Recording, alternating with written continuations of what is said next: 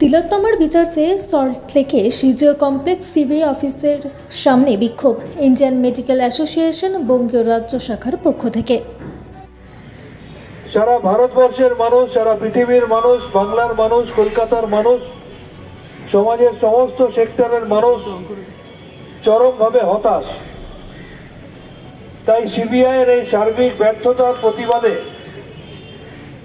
Indian medical association, যেটা চিকিৎসকদের সর্ববৃহৎ সংগঠন, তার বঙ্গীয় রাজ্য শাখার উদ্যোগে আজকে সিজিও কমপ্লেক্সের সামনে আমরা এসেছি।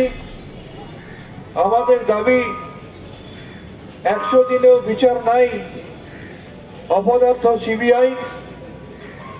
আমাদের স্লোগান, বিচার যদি পাবো না সিবিআই তোমায় ছাড়বো না। আমাদের স্লোগান, তিলোত্তমার বিচার চাই, আদৌ পারবে কি সিবিআই। এই সমস্ত কিছু দাবি নিয়ে আজকে আমরা এখানে এসেছি। 3টের সময় আমাদের সময় দেওয়া হয়েছে।